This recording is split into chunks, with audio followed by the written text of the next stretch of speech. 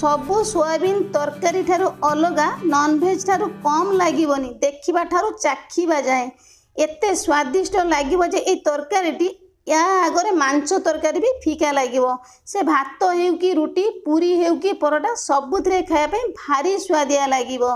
नमस्कार मामा किचन ओडिया को आपण मानकु अनेक अनेक स्वागत। प्रथम एठी मु नै गोटे बाउल एबा आमे दे दबा सोयाबीन 2 कप नहीं आपण माने जेतिकी बनइबे से अनुसार सोया बड़ी की नहीं पारिबे। एबे आमे दे दबा गरम पानी देले कौन हम ना सोया बटा आमर भल भाव में भिजी जीवो नचेत नहीं आपण माने कौन करेंगे ना पानी की भल भाव में फुटे सोया बड़ी की ढाली नहीं पारिबे किंतु एमिति बनइले जल्दी बनिबो। एबे आमे भल भाव में टिके गोळेई नेकी ताकू छाड़ी दबा आमे 10 मिनिट पर्यंत 10 मिनिट भितर सोया बटा आमर भल भाव में भिजी जीवो। आउ 10 मिनिट पर सोयाबीन टा आमर भल भाव में भिजी जाइछि बाउल एकाथरे आमर फुल हो जाइछि। एबे हम ताको कोन करबा ना 2 रु 3 थर पई भल भाव में धोई कि नहीं आसीबा।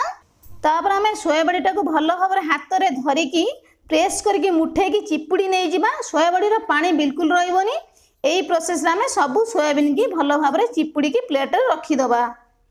अधिका चिपुड़ी बेनी अधिका चिपुला माने कौन हम ना सोयाबीन टा आमर भांगी जीवो तो सेथि पई हल्का हाथ रे प्रेस करके सोयाबीन की एई भले भाव में चिपुड़ी की नहीं जिबे। सोयाबीन भाजीबा पई एठी गोटे पैन मु नहीं आइछि। पैन एठी हमरा भल भाव में गरम हो गलानी। एबे आमे देई दबा 2 बड़ चम्मच तेल भल भाव में गरम हो गला पर एबे आमे देई दबा आधा छोटो चम्मच लूण आधा छोटो चम्मच रु टिके आमे कम दबा हळदी गुंड। एमिति भाजिले सोयाबीन टा कौन हम ना बिल्कुल पांचिया की फीका लागोनी टेस्ट टा एकदम बढ़िया आसीबो। एबे आमे सब सोयाबीन की देई दबा। गैस रो फ्लेम का में मीडियम रखिबा भल भाव में ताकू लूण हळदी सहित गोळै के आमे भाजी नहीं जिबा। लाल करके पूरा भाजीबा कंचा रखिबानी। कंचा रखले माने सोयाबीन रो जो स्मेल टा थाए ना भलो लागिबोनी। तो एठी हमर सोयाबीन गुडा भल भाव में लाल हे की भाजी आसलान ताकू आमे बाहर कोन नहीं जिबा। तापर एठी गोटे कैप्सिकम को मु काटि नेइतिली 2टी बड़ साइज रो पियाज को मु पाखुडा कोन नेइतिली। एबे हम कोन करबा ना सेम तेल रे देई दबा। गैस रो फ्लेम को एठी हमर मीडियम रखिबा। पियाज और कैप्सिकम को हम हल्का भाजीबा अधिका लाल करके भाजीबानी। पियाज और कैप्सिकम रो क्रंचीनेस रहइबो खाली कंचा स्मेल टा पड़ै जिवो। सेही प्रोसेस रे हमें 2 रु 3 मिनिट पर्यंत एपट सपट कर लेउटे की भाजी नहीं जिबा। अधिका लाल करके हमें भाजीबानी। पियाज और कैप्सिकम को आपण माने एतिकी ही भाजीबे। एबे हमें ताको प्लेट को बाहर कोन नहीं जिबा। एबे हमें देई दबा अल्प किछि फूलकोबी जेतिके हमें कैप्सिकम पियाज नेइथिले सेतिके दबा हमें फूलकोबी। तापर एबे हमें देई दबा गोटे गाजर को सेम साइज करी काट नेइथिल ताको एबे देई दबा। तापर एठी एबे देई दबा गोटे फाळ बाइगण को मु एठी सेम प्रोसेस रो जो प्रोसेस रे गाजर हमें काटी जंदी टिके बड़ साइज करी काट नेइथिल ताको एबे दबा। गोटे आलू को मध्य सेम प्रोसेस रे काटी नहीं जाइछि। गोटे शेप करी सब काटले कौन हम ना देखिया पई परिबा गुड को एकदम सुंदर देखाई जिवो। सब किछि देई सरला पर एबे हमें देई दबा स्वाद अनुसार लूण आधा छोटो चम्मच अल्प दबा हमें हळदी गुंड। सब पनी परिबा को एठी एबे हमें भलो भाव रे लेउटे की गोळेई नै जिबा। गैस रो फ्लेम को हमें मीडियम रखिबा। आपण मान तो अनेक प्रकार सोयाबीन बनै की खाइथिबे। से सोयाबीन चिल्ली हेउ कि रेस्टोरेंट स्टाइल चिल्ली चिकेन हेउ एई बडा भाव रे थरे सोयाबीन टी बनै की खाई की देखिबे ना बहुत बढ़िया लागिबो। एते स्वादिष्ट लागिबो कि माछ मांस तरकारी मध्ये फीका लागिबो एई तरकारी पाखरे। एबे हम कोन करबा ना गैस रो फ्लेम को मीडियम रखी की 5 मिनिट घोड़ेई नै जिबा। 5 मिनिट पर कवर को हमें बाहर कोन नै जिबा। परिवाटा को हमें भलो भाव रे लेउटेई की भाजी नै जिबा। पनी परिबा हमर भलो भाव रे लाल हे की भाजी हे जिवो अधिका सिझी की बिल्कुल भी घांटी होबनी। एबे हमें कोन करबा ना आउ 2 मिनिट भलो भाव रे घोड़ेई नै जिबा। पनी परिबा हमर भलो भाव रे सिझी जिवो। आउ 2 मिनिट पर कवर को एठी हमें बाहर कोन नै जिबा। एठी आपण माने देखि परचंत ना सब पनी परिबा भलो भाव रे सिझी जाईची बिल्कुल भी भांगीनी। एबे हमें कोन करबा ना सब को हमें प्लेट को बाहर कोन नै जिबा। से सेम पैन ले दे दबा। एठी गोटे टमाटो को काटी नेइथिली मंजी के एठी मु सब बाहर कोन नै जाईची। टमाटो को हमें हल्का भाजीबा अधिका सिझे के हमें भाजीबानी। कैप्सिकम पियाज को हमें जेमते हल्का भाजीतिले टमाटो को मध्य हमें सेमती प्रोसेस से हल्का भाजीबा।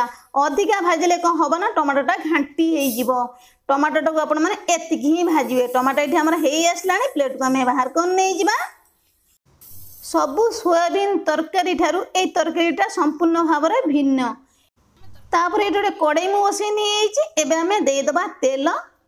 तेल ये पाखापाखि मु 2 बड़ चामच दे देछि। तेल भल भाव में गरम हो गला परे आधा छोट चामच जीरा देदेबा। जीरा भल भाव में फुटीगला परे गोटे तेजपत्र देदेबा। तेजपत्रटा भल भाव में हो गला परे 2टी बड़ साइज पियाज को एकदम छोट छोट पीस करी काट नहीं ये आमे सब जाक देदेबा। पियाज को आम हल्का लाल करके भाजीबा, अधिका लाल करके आम भाजीबानी। ए तरकारी रे अधिका लाल करके आपण माने पियाज को बिल्कुल भी भाजीबेनी। तापर एबे आमे देदेबा गोटे टमाटो को एकदम छोट पीस करी काट नेइथिले। पियाज और टमाटो को हल्का आमे तेल रे भाजी नहीं जिबा।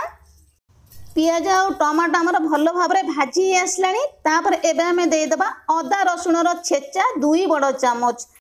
आपण माने अदा रसुण पेस्ट मध्य देई परिबे, किंतु छेचिकी देले तार बास्नाटा निहाती भाव में अलग आसीबो। आपण माने थोड़े छेचा मसला देकी तरकारीटी को बनैकी खाइकी देखिबे। तापर एबे आमे देई देबा स्वाद अनुसार लूण आधा छोट चामच। आधा छोट चामच देई देबा आमे हळदी गुंड। गोटे चामच एठी एबे देई देबा आमे धनिया गुंड। गोटे चामच देदेबा आमे लंका गुंड। जदि आपण माने अधिका राग खाउचंती आउ गोटे चामच मध्य देई परिबे। एबे हम कोन करबा ना गैस फ्लेम को लो रखिबा। सब मसला को आमे भलो भाव में गोळेई नै जिबा। जेहेतु आमे गुंड मसला ऐड करले ना गैस फ्लेम को लो रखिले गुंड मसलाटा बिल्कुल भी पड़ोनी। भलो भाव में गुंड मसलाटा हमर कसी हो जिवो। हल्का गुंड मसलाटा को कसी नहीं गला परे एबे हमें देदेबा अल्प पानी। जेहेतु आमे गुंड मसला ऐड कले ना पड़ी जिवो तो तेणु करी आमे अल्प पानी दबा। गुंड मसलाटा को देईकी सांगे सांगे आपण माने पानी देबेनी। गुंड मसलाटा को किछि समय भाजी नेला परे 1 ରୁ 2 मिनिट पर्यंत तापर आपण माने पानी देबे। आउ 2 मिनिट आमे मसला को भलो भाव में कसी नहीं जिबा। आउ 2 मिनिट पर मसलाटा हमर भलो भाव में कसी हो गलानी। पूर्व जो आमे पनीपरिबा को भाजी के रखतिले एबे आमे सब को देई दबा। तापर जो सोयाबीन भाजी के आमे रखतिले एका संगे आमे पनीपरिबा सहित सोयाबीन को मध्य देई दबा। तापर आमे सोयाबीन पनीपरिबा मसला सहित एका संगे आमे आउ 2 मिनिट भलो भाव में कसी नहीं जिबा। आउ 2 मिनिट भलो भाव में कसी नहीं गेले कोन होबो ना तरकारीटी बिल्कुल पानी चाहिए फिका लगे। सब मसलार फ्लेवर सोयाबीन आ पनीपरिया भितर एकदम आमर ऑब्जर्व होगी रहिबो। आउ 2 मिनिट भलो भाव में एपट सेपट कर लेउटेकी आमे मसला सहित कसी नहीं जिबा। एबे आमे देई दबा गोटे चामच गरम मसला। मसला कसी सारा पर आपण माने गरम मसलाटा को देकी आउ टिके मसला सहित कसी नहीं जिबे। तरकारीटी देखिबे बहुत बढ़िया लागिबो खाइबा पई। मसलाटा को आमे जेते भलो भाव में कसीबा तरकारीर टेस्टटा सेतिकी ही आसीबो। मसलाटा हमर भलो भाव में कसी आसलानी। एबे आमे देई दबा आवश्यक अनुसार पानी। पानी आपण माने हल्का गरम पानी देबे। ठंडा पानी देले तरकारीटा पानी चाहिए फिका लागिबो। गरम पानी देले तरकारीटी बिल्कुल पानी चाहिए फिका लागिबोनी। एतिकी पानी आमे दबा तरकारीटा हमर हल्का जुकजुक टाइप रे रहइबो। अधिका सुखला हेले भल लागिबोनी। अधिक पानी रहिले तरकारी खाइबा पई मध्य भल लागिबोनी। तरकारीटा खाली ग्रेवी टाइप रे रहिले देखिबा पई अत्यंत सुंदर लागिबो। खाइबा पई मध्य बहुत बढ़िया लागिबो। एबे हम कोन करबा ना आधा छोट चामच गरम मसला देई दबा। गरम मसला दे सारा पर तरकारी के आमे गोळेइबानी घोड़े नहीं जिबा। आउ 5 मिनिट पर्यंत गैस फ्लेम के आमे लो रखिबा। आउ 5 मिनिट पर कवर को ये आमे बाहर कर नहीं जिबा। केते सुंदर बास्ना आछी। कलरटा आपण माने देखि पाछन ना केते डेलीशियस देखा जाउची। एतिकी सुंदर जदी देखा जाउची ताल कहले देखि तरकारी रो टेस्टटा केते बढ़िया लागिबो। आउ टिके आमे भलो भाव में एपट सेपट करके लेउटे नहीं जिबा।